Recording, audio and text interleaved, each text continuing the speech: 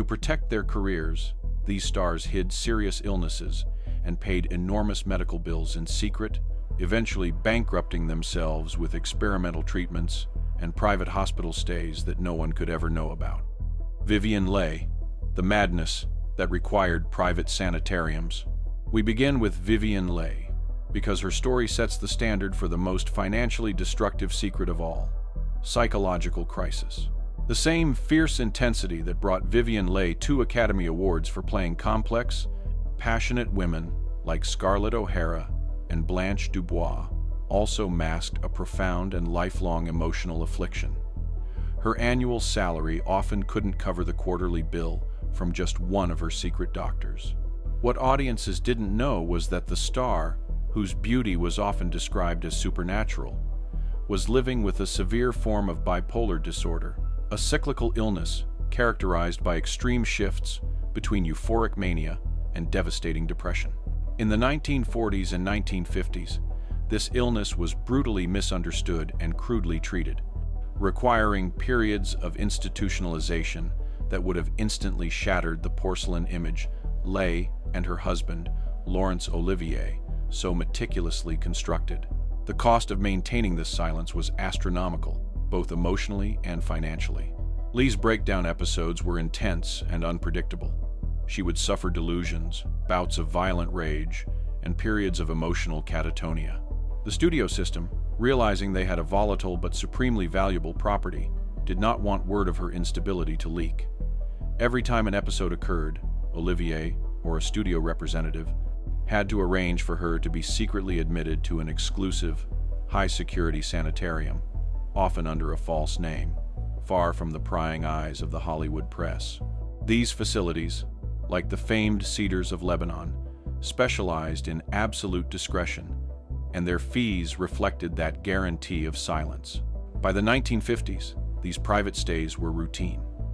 She received early electroshock therapy, an agonizing and traumatic treatment that was itself incredibly expensive. The cost of these experimental treatments, combined with the fees for the rotating staff of private nurses and doctors who attended her at home to keep her stable enough to work, consumed a staggering portion of her earnings. Her contract salary, though enormous by the standards of the time, was often immediately routed to cover these perpetual medical expenses. Olivier himself suffered immensely, trying to juggle his own career with the demands of her illness and the financial drain of her care. He had to pay for her extensive rest cures in Switzerland and other undisclosed locations. Leigh was bankrupted not by overspending, but by the relentless, compounding bills for treatments that never truly cured her. Her life became a tragic, financially ruinous loop. The money she earned to stabilize her health only served to fund the next crisis, eroding her security and placing an unbearable burden on her husband's own career. Her passing in 1967, at just 53, was a final, painful testament to the cost of maintaining the golden image. Errol Flynn, the misdiagnosis that cost a fortune in denial. But the cost of a hidden mind soon met the cost of a hidden body. We move from fragile beauty to the dashing Errol Flynn, whose legendary extravagance masked a physical affliction so severe he paid a fortune to pretend it was just too much champagne. Errol Flynn, the swashbuckling adventurer of the silver screen, maintained an image of boundless energy and reckless hedonism. What audiences believed was the star's characteristic drunken revelry was, in fact, the tragic manifestation of a series of severe, chronic illnesses. Flynn's health problems began early with a serious bout of malaria in his youth, which plagued him for decades. More damaging, however, were his symptoms of tuberculosis and, most critically, epilepsy. In the 1940s, an epileptic seizure on a movie set was instant career termination. The studio, Warner Brothers, convinced Flynn and the public that his shaking and slurring were due to his famous drinking, providing him a convenient, albeit reputation-damaging, cover story. To manage the seizures and the excruciating pain of the tuberculosis, Flynn embarked on a perpetual cycle of private physician consultations and costly, non-disclosure prescriptions. He paid a premium for doctors who would quietly treat his conditions without logging official diagnoses, ensuring his studio medical files remained pristine. He was frequently admitted to private clinics, often claiming vague exhaustion or bouts of alcoholism. These stays, which included extensive and useless, given the actual diagnosis, detoxification, regimens, and high-dosage painkillers, were not only unnecessary, but catastrophically expensive. Flynn's financial irresponsibility, combined with the compounding expense of secrecy, ensured he was chronically broke. He spent lavishly on yachts and parties, trying desperately to outrun his illnesses, but the underlying financial engine of his career was constantly choked by the cost of hidden doctors, secret medications, and rushed, discreet hospital visits. He financed several failing ventures in his later years, hoping for a final large payout to cover his towering medical debts. When he passed away in 1959, at age 50, the official cause was a massive heart event, but the underlying rot of his untreated, hidden diseases and the financial ruin they caused told the real story. His final years were defined by a painful attempt to maintain the vigorous facade of a life that was physically and financially collapsing. The pain only grew worse, a financial burden shared by others like Judy Garland, Rita Hayworth, and even Montgomery Clift, all of whom would eventually pay a staggering price for their own carefully guarded medical secrets. Esther Williams, The Show Must Go On, and the Price of Polio. From the handsome rake, felled by hidden disease, we move to the million-dollar mermaid, whose life of glamour was built on a foundation of profound physical vulnerability and astronomical medical bills. Esther Williams was the epitome of physical perfection and aquatic grace, but her athleticism was achieved despite, and sometimes because of, debilitating private health issues. Her public image, entirely reliant on her flawless physical form, required her to spend a substantial portion of her earnings simply to maintain the illusion that her body was indestructible. Williams contracted polio as a child, a fact that was ruthlessly concealed by the studio, MGM, which was selling her image as a naturally robust goddess of the water. This early illness left a lasting weakness in her limbs and back, a vulnerability she constantly fought against. The emotional toll was matched by the financial drain. She employed specialist trainers and medical professionals off the books for years, all before she even achieved stardom, just to overcome the residual effects of the disease and compete at an elite level. Her real financial crisis, however, came from the sheer number of stunt-related injuries she endured while filming her elaborate water ballets. These were not minor aches, they were bone-shattering, debilitating crises. Her most significant injury occurred during the 1940s, when she ruptured her eardrum during a dive and, later, suffered a broken back when she fell from a 27-foot platform during a sequence for Million Dollar Mermaid. The severity of the back injury necessitated a complete stop to production and the start of a long, expensive road to recovery. She endured countless private surgeries and grueling, expensive rehabilitation programs.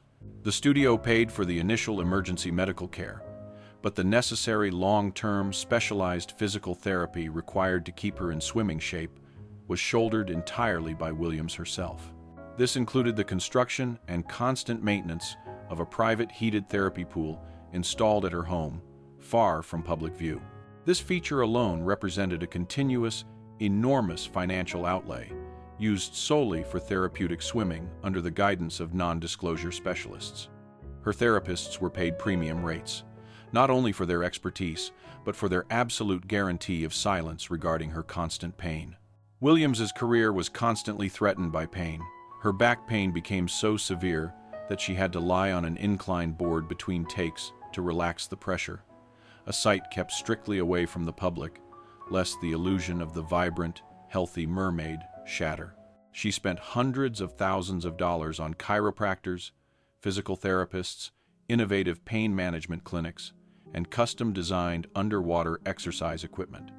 The immense physical strain of her film work, compounded by her initial polio damage and the cascading effects of multiple major injuries, created a perpetual financial leak that never stopped. Her bank account was drained by the relentless cost of the maintenance required just to preserve her image and continue earning a living. Every day, she had to pay for her private wellness, ensuring the world saw only the flawless, smiling mermaid, and not the woman perpetually treating a broken body. Her ability to smile through the pain on screen was, ironically, funded by the very earnings that were simultaneously being consumed by the cost of the lie. Tyrone Power, the heart condition that fueled his final years. The cost of secrecy extended even to the most handsome face in Hollywood, a star who was literally racing against a biological clock only his doctors knew about. Tyrone Power, the elegant leading man, projected an image of perfect health, romantic destiny, and effortless masculinity. What was concealed was a devastating family secret, a congenital heart defect that meant he was living on borrowed time, his life expectancy tragically predetermined by genetics. Power's father had passed away suddenly from a massive heart attack at age 45.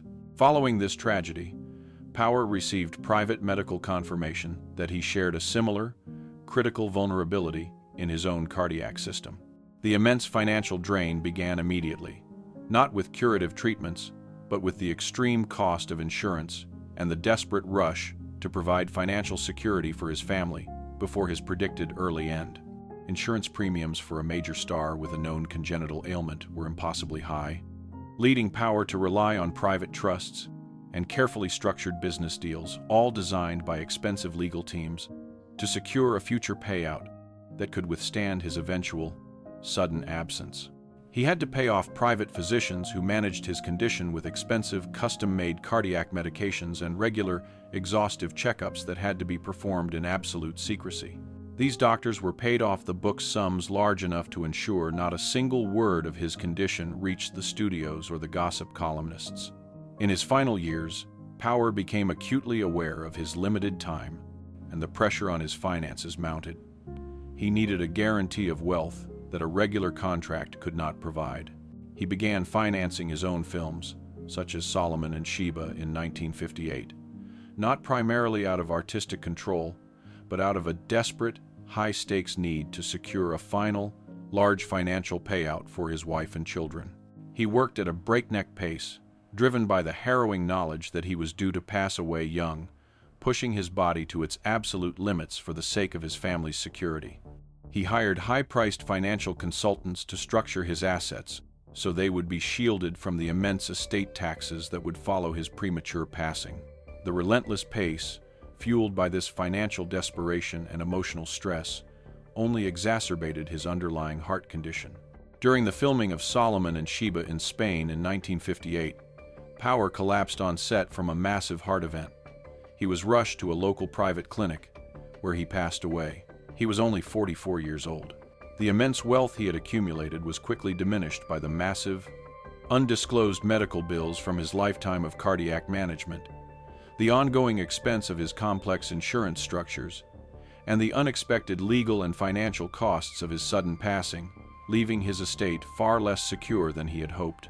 His image of the eternal romantic masked a man haunted by the knowledge of his impending end and the continuous, bankrupting financial burden of protecting his family from that ultimate truth. Dean Martin, The Shame of a Child's Handicap, and The Private Tutors. The financial secrets of the Golden Age often extended beyond the star themselves, becoming a tragic, ruinous expense shouldered by parents desperate to protect a child's place in the spotlight and preserve the perfect family facade. For the smooth and seemingly carefree Dean Martin, the enormous medical bills came from his tireless efforts to conceal the handicap of his own son, Dean Paul Martin, Jr. Dean Paul was born with severe hearing loss and speech difficulties, problems that required constant, expensive, and profoundly specialized care. In the 1950s and 1960s, a child with such a condition was often seen as a liability or a source of gossip that could tarnish the perfect family image that was so vital to a major star's brand. Dean Martin, though generally private, was fiercely protective of his son and refused to have his family's image associated with any form of perceived flaw or dependency. The financial burden was immediate and non-stop from his son's earliest years. Martin refused to send Dean Paul to a specialized public school, fearing public exposure that would inevitably lead to questions and unwanted attention. Instead, he made the decision to hire a rotating staff of private, highly paid speech therapists, audiologists, and specialized tutors who worked with the boy exclusively in the shielded environment of the Martin home. These professionals were paid premium, retainer-level rates, not just for their specialized skill in audiology and speech pathology, but for their sworn, written silence. The cost of this specialized, in-home care quickly surpassed the average annual income of most working Americans. This expense was compounded by the cost of the latest, most discreet hearing aids and specialized equipment, all purchased in secret. Martin poured hundreds of thousands of dollars into this private education and therapy over 2 decades. He was determined that his son would be seen as perfectly healthy and successful, capable of effortlessly joining the entertainment world. This massive expenditure was a form of protective financial cushioning, ensuring that Dean Paul's success was manufactured out of sight. The irony is poignant. Dean Paul did go on to be a successful singer and actor in his own right, but the foundation of his ability was laid in the Martins' house, paid for by the astronomical, continuous cost of secrecy. Martin's public persona of easy affluence and endless resources masked a private life strained by constant, massive expenditures to preserve his son's image and ensure his development. It's a reminder that beneath the glamour, these stars were often just parents making wrenching, expensive choices for their children, forced to bankrupt their security, just to afford a secret that should have been openly accepted. Judy Garland. The diet pills and private sanitariums funded by debt. Following the parental anguish of Dean Martin, we turn to a star whose own childhood trauma led to a lifetime of medical and financial despair. The beloved Judy Garland. Garland's very existence was a tragic cycle of earning massive sums, only to have them immediately consumed by the medical infrastructure required to keep her functioning. A cycle fueled by the very studio system that created her, and then callously discarded the responsibility for her health. Garland's problems began in her youth at MGM, where doctors acting essentially as studio enforcers administered a cocktail of stimulants to suppress her appetite, keep her weight down, and fuel her energy for demanding, non-stop filming schedules. These stimulants were paired with barbiturates to forcibly sedate her and force her to sleep after a long day. By the time she was an adult, she was severely dependent on this relentless regimen of contradictory prescriptions. The initial medical cost was absorbed by the powerful studio, but once she left MGM, she was abruptly left alone to fund her own severe dependency and the inevitable, brutal consequences of a life managed by pharmaceuticals.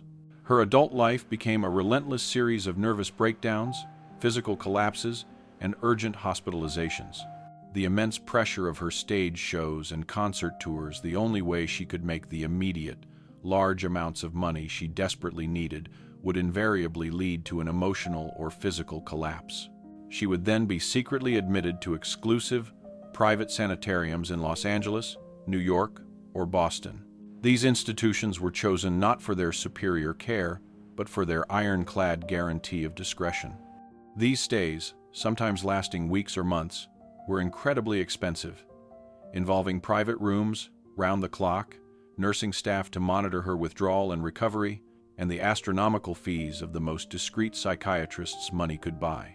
A single extended stay could easily cost more than the average American home. Garland financed this tragic cycle of treatment and relapse by constantly borrowing heavily and plunging into perpetual debt.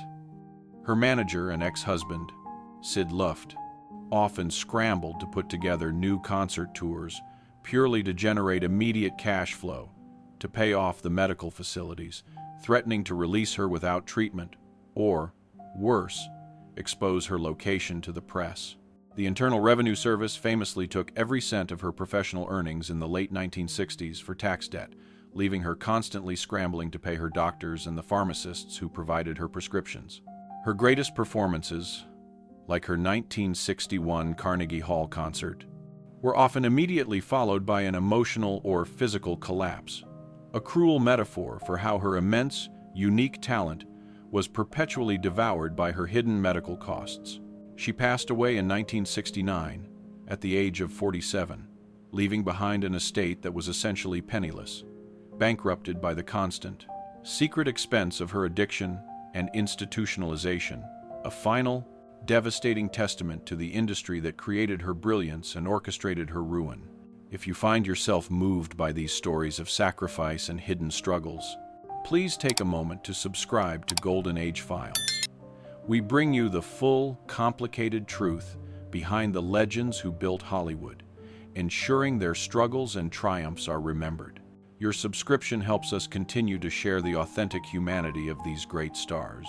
Rita Hayworth, the early-onset Alzheimer's mistaken for alcoholism. The devastation of Judy Garland's early passing is echoed by a different but equally tragic medical mystery that financially ruined the definitive American love goddess, Rita Hayworth.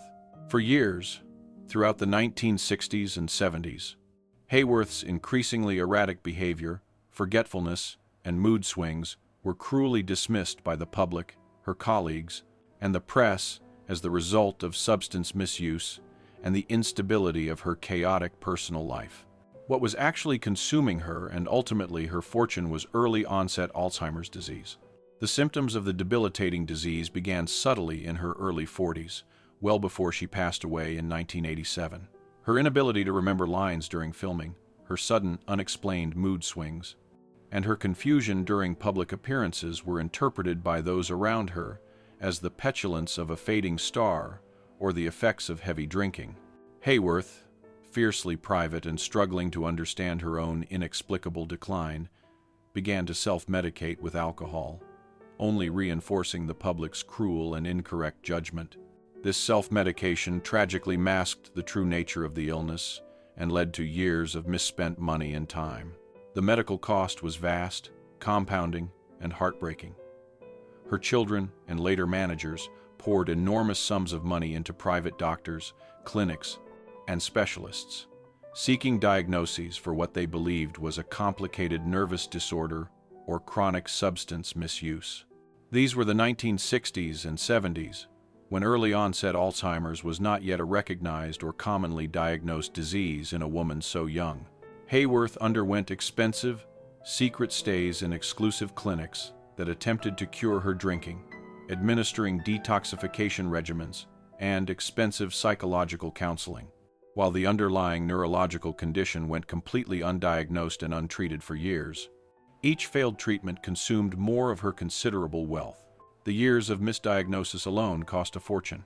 By the time the correct diagnosis of Alzheimer's was finally made public in 1981, years of her wealth had already been spent chasing the wrong cure, leaving her estate significantly depleted.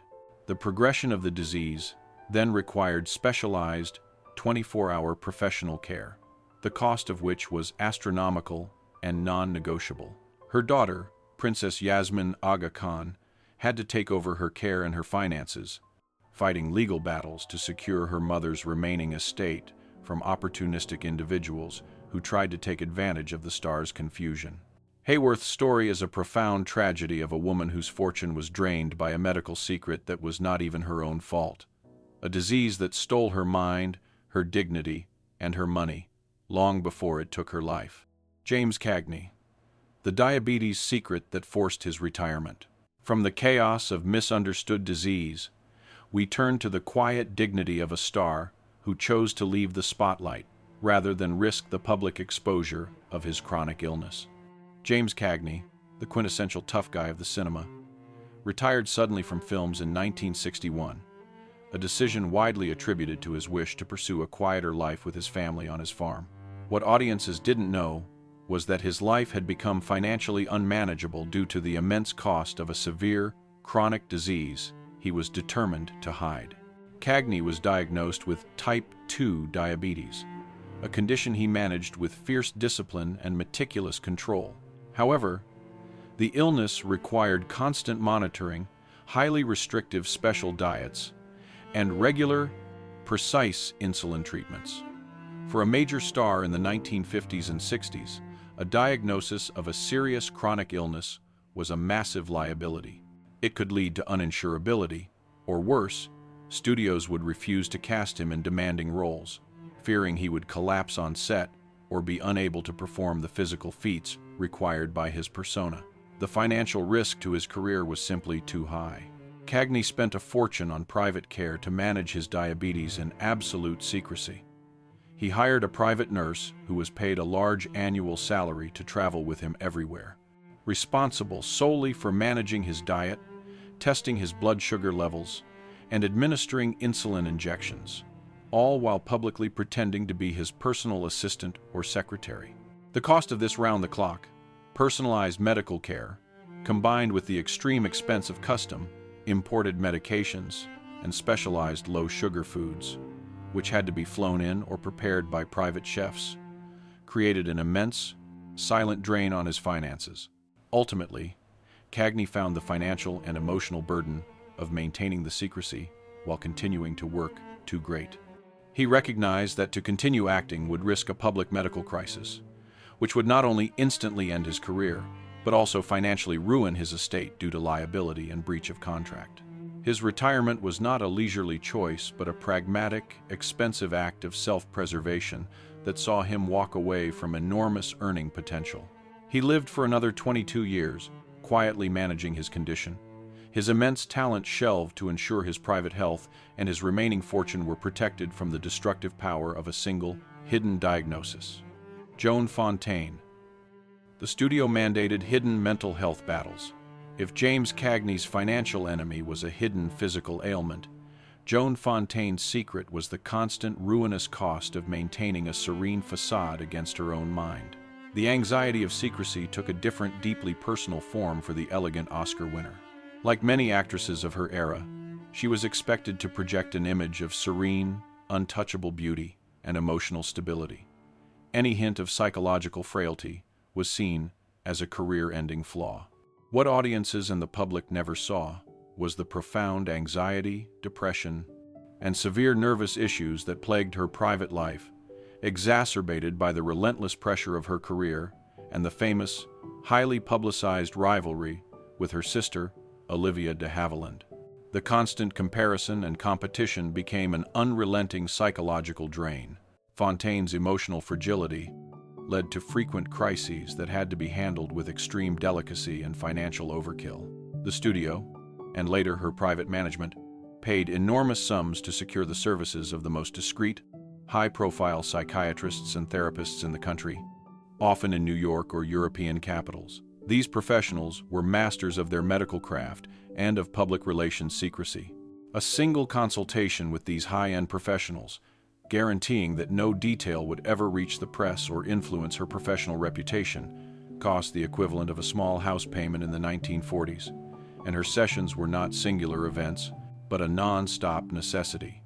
The bills were paid in cash or through complex shell corporations to ensure the payments were untraceable back to her true medical condition. She required numerous rest cures, periods of profound withdrawal, that were necessary to stabilize her emotional state. These were conducted in highly exclusive, private European clinics, expensive escapes that were officially described by her publicist as vacations, extended holidays, or research trips for future roles. The facilities she chose were often luxury villas converted into sanitariums, chosen for their isolation and their staff's ironclad promise of confidentiality. The need for this constant, high-level psychological intervention was so great that it became a massive, compounding financial liability. Fontaine was always working, accepting roles that were often grueling, purely to earn the money required to pay for her own nervous stability. This was a silent, internal expense that eroded her fortune far faster than any luxurious impulse might have. The irony of her rivalry with her sister is poignant here. While Olivia de Havilland projected a public image of strength and stability, Fontaine was constantly fighting an expensive, private battle against her own mind, forced to purchase her serenity at an astronomical price. She had to spend a fortune to maintain a facade of emotional health, a financial drain that far exceeded any frivolous spending she might have done.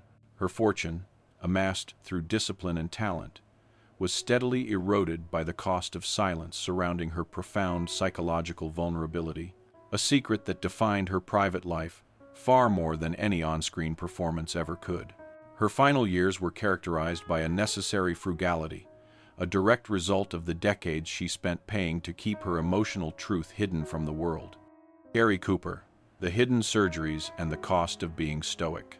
If Joan Fontaine's enemy was her own mind, Gary Cooper's enemy was the unflappable body itself. The American ideal of masculinity had a medical secret that he paid millions to keep under the knife. Gary Cooper, the tall, stoic embodiment of the tough, indestructible American hero, seemed immune to weakness. Yet, in his later career, the cost of keeping his body whole became a non-stop, bankrupting expense, all because his public image could not tolerate a single, visible sign of fragility or weakness. Cooper suffered from several agonizing chronic conditions, most notably severe ulcers, exacerbated by lifelong stress, and later, undisclosed cancers. As his health began its visible decline in the 1950s, he was forced to undergo a series of major, secretive surgeries. The studio, and later his wife, Veronica, paid astronomical sums to ensure these operations were performed by the top surgeons in private wards, often in different cities, far from the cameras and the Hollywood gossip circuit. His recovery periods were officially listed as vacations or hunting trips, and his doctors were compensated heavily with large, six-figure checks to sign strict, legally enforceable, non-disclosure agreements. This premium for absolute silence was the true cost of his medical care. The cancer treatments, in particular, were financially devastating in the late 1950s. He paid privately for experimental radiation and chemotherapy treatments, determined to fight the disease without public pity or professional liability. Any revelation of cancer would have resulted in his instant uninsurability and the termination of his remaining contracts. The cost of a private, full-time nurse to manage his pain and symptoms, who traveled with him on location and was introduced as his secretary or valet, was an annual salary in itself, often exceeding the wages of a studio executive. Every logistical detail, from the transportation of specialized medical equipment to the discreet delivery of medication refills, had to be executed with the secrecy and precision of a spy mission. Cooper's great wealth, amassed over 4 decades, was chipped away by this relentless, silent war against disease. He couldn't risk using public hospitals or take long, official medical leaves, as the paperwork would instantly expose the truth. Every procedure, every checkup, every medicine refill had to be executed in the shadows, creating massive, compounding bills. His passing in 1961 was, in the end, inevitable, but the remaining estate was significantly depleted by the years of immense, hidden medical expenditure required to maintain the illusion of the unflappable, healthy American hero until his final, stoic breath. He traded his financial security for the preservation of an image that was ultimately unattainable, a final, costly performance for the audience he so desperately sought to protect. Ava Gardner, the unpaid hospital bills from an extravagant life. The medical bills that ruined Ava Gardner were a devastating combination of self-inflicted crises and unavoidable disease, all compounded by a life of legendary extravagance. Gardner, the ultimate tempestuous screen siren, spent her fortune as dramatically as she lived, but in her later years, her health issues consumed every cent she had left. Gardner's issues began with numerous, expensive detoxification and rehabilitation stays for substance misuse, particularly in the 1970s and 80s when she was living primarily in London. These private clinic visits were frequent and costly, as she demanded the highest level of privacy and comfort. These expenditures were often followed by impulsive, lavish spending sprees, preventing her from building a financial cushion. The final, catastrophic financial blow came in the 1980s, when Gardner suffered 2 major strokes. These required prolonged, highly specialized medical care. By this point, her extravagant lifestyle had left her with little liquid capital. She was forced to sell jewelry and precious belongings to cover the mounting hospital bills and the expense of full-time, at-home nurses and therapists required for her post-stroke recovery. Her passing in 1990 was followed by revelations that her final years were spent in genuine financial difficulty, her fortune having been consumed by the dual cost of her high-rolling lifestyle and the massive, non-stop medical needs of her final decade. The woman who once seemed to have the world at her feet was reduced to selling her belongings just to pay the nurses who kept her alive. Bette Davis, the eye strain that cost her sight and her fortune. From the tragic financial dissipation of Ava Gardner, we turn to the hard-won fortune of a star who paid a ruinous price to save the single most important asset she possessed: her eyes. Bette Davis, the legendary actress, knew that her power lay in her gaze. Therefore, when her vision began to fail in her later career, the financial floodgates opened. Davis suffered from severe cataracts and other degenerative eye disorders. The thought of losing her sight, the defining tool of her dramatic genius, terrified her. She spent an enormous amount of her fortune pursuing every possible remedy, no matter how costly. She traveled globally, seeking the most advanced, experimental treatments from top ophthalmologists. The procedures were often performed in remote private facilities to prevent the public from knowing that the fiery actress was losing her sight. These treatments, combined with the continuous payment for specialized glasses, medications, and private home care during extended recovery periods, became a financial black hole. Davis was known for her frugality, but when it came to her ability to act, she spared no expense. She knew that if the press learned she was losing her sight, her career would end instantly. The financial strain of saving her eyes contributed directly to her need to continue working late into her life, starring in films that were often beneath her dignity. Her later autobiography detailed her constant struggle to earn money just to pay off the medical debt incurred from her quest to preserve her sight. Her fortune, amassed through decades of tireless work, was largely consumed by her desperate, expensive fight against a fate she found worse than passing: irrelevance. If you've been surprised by these revelations, or have another Golden Age topic you're longing to hear, please leave a comment below, sharing which revelation shocked you the most, and tell us what great secret we should investigate in our next video. Your requests help us decide which secrets to uncover next. Carole Lombard, the financial burden of fertility treatments. Not all medical secrets that bankrupted a star were about disease or addiction. Some were about the private, poignant longing for a family that consumed a star's finances. Carole Lombard, the dazzling comedienne and wife of Clark Gable, seemed to have it all, but she and Gable faced a private struggle to conceive a child.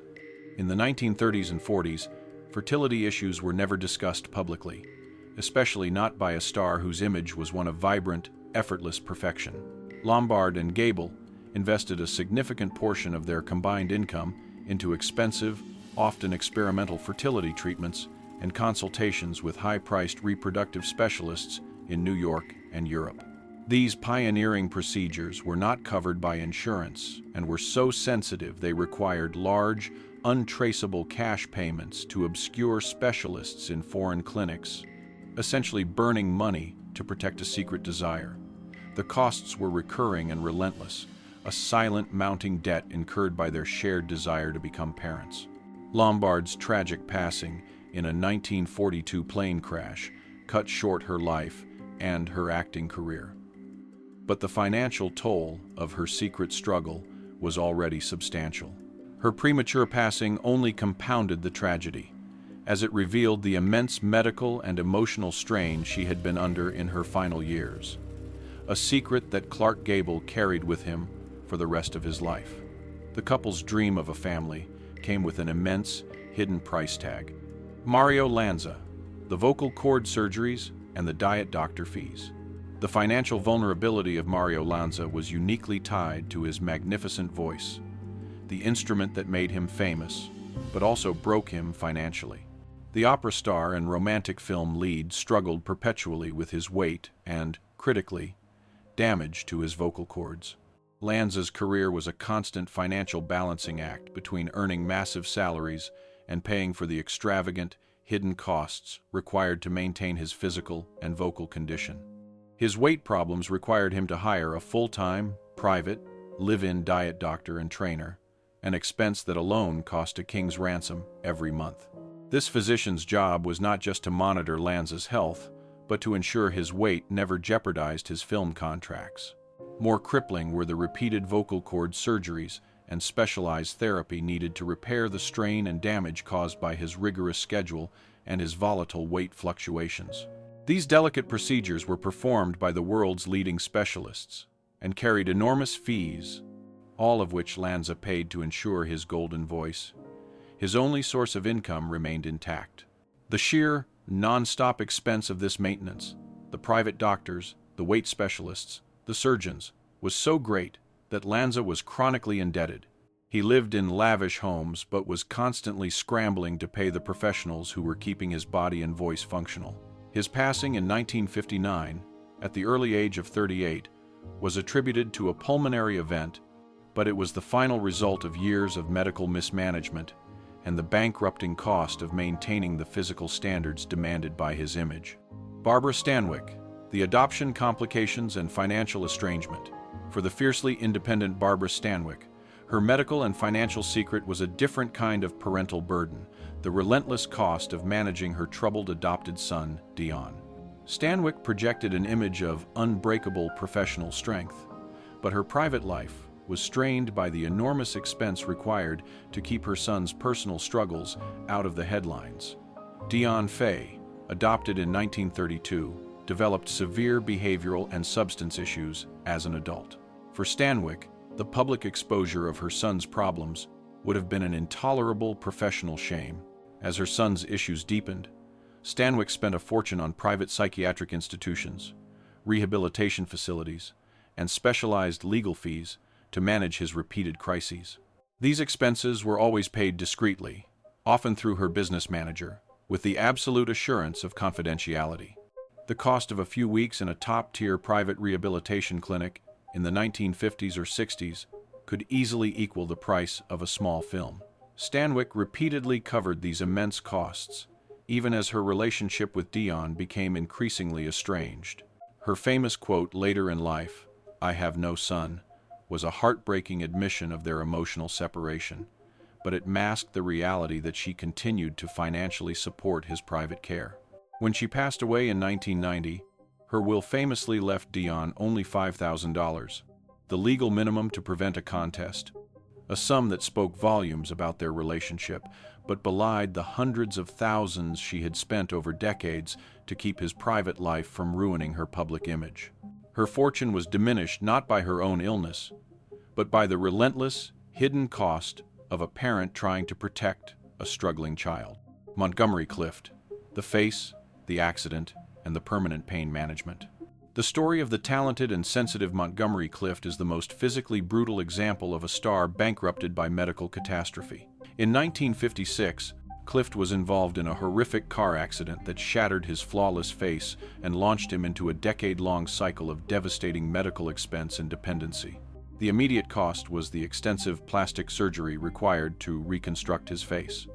This was performed by the finest surgeons, discreetly, with the studio paying an immense sum to repair his public image. However, the lasting financial destruction came from the chronic, debilitating pain he endured afterwards. The accident left him with permanent damage to his jaw, nerves, and eye socket. To cope, Clift developed a profound dependency on painkillers and alcohol. He required full-time private nurses and attendants to manage his complex medication regimen, a continuous expense that drained his financial resources.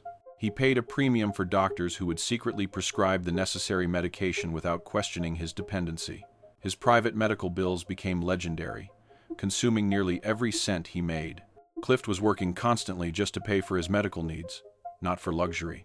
His final, the tragic decade, was a desperate financial race to earn enough to manage the relentless pain. When he passed away in 1966, at the age of 45, he was emotionally and physically ruined, his immense talent having been sacrificed to the continuous, private, and bankrupting cost of pain management. Please take a moment to like and share this video. These stories of hidden sacrifice and resilience deserve to be remembered, and your support ensures that we can continue to reveal the full, complicated humanity of the stars who built the Golden Age. Mickey Rooney, the financial crisis that revealed a lifetime of costs. Unlike those who took their secrets to the grave, Mickey Rooney lived long enough for his financial ruin to publicly expose the decades of hidden medical burdens that had quietly consumed his wealth. Mickey Rooney, one of the biggest stars of the Golden Age, endured multiple marriages, business failures, and tumultuous financial periods. But his eventual, dramatic bankruptcy revealed a deep-seated history of paying for silent medical issues. Rooney suffered from various health and psychological issues throughout his long career. The financial burden was a compounding problem of private therapy, detoxification attempts, and later, complex physical health costs related to his advanced age and demanding career. Because of his volatile reputation and his continuous working schedule, every medical procedure had to be handled with expensive discretion. When Rooney filed for bankruptcy in 1962, the detailed filings, which eventually became public record, exposed a sprawling financial life riddled not just with bad investments, but with recurring, massive payments to private doctors, nurses, and high-end rehabilitation facilities. These were costs he had incurred over 2 decades, concealed among his business expenses. He was earning, but the money was silently being diverted to maintain his physical and psychological stability outside of public knowledge. Rooney's life became a tragic cycle of earning massive amounts of money, losing it in failed ventures, and watching the rest disappear into the continuous financial black hole of private medical care. His bankruptcy, though scandalous, finally brought to light the fact that even one of the most prolific and beloved entertainers of the era couldn't outrun the bankrupting cost of his secret health burdens. His passing in 2014, after a long, difficult final act, was the end of a life defined by the immense personal cost of Hollywood longevity. Conclusion: these 17 stories represent the true, crippling cost of the Golden Age illusion. These beloved icons were not bankrupted by frivolous spending or simple bad luck. They were financially ruined by the cost of secrecy, the premium they paid for private doctors, hidden hospital rooms, non-disclosure agreements, and treatments for conditions that, if revealed, would have instantly ended their careers. The glamour and glitter required a financial sacrifice that far exceeded their earnings, consuming their fortunes to preserve the pristine images that the world cherished. The stars of Hollywood's golden age were, in the end, beautifully, tragically human, paying a profound price to sustain a dream for us all. They were the masters of performance, and their greatest, most expensive role was the one they played for a lifetime, the star who was perfectly fine.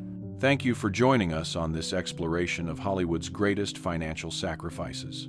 These stories remind us that behind the shimmering spotlight, these iconic figures were fighting immense, silent battles, paying the highest possible price for the illusion of perfection. If you were moved by the struggles of these legends, please show your support. Subscribe to Golden Age Files so we can continue bringing you the full, complicated truth of classic cinema. Give this video a like if it offered you a new perspective on these stars, and don't forget to comment below with which of their costly secrets surprised you the most. Until next time, keep the magic of the Golden Age alive in your hearts. Thanks for watching.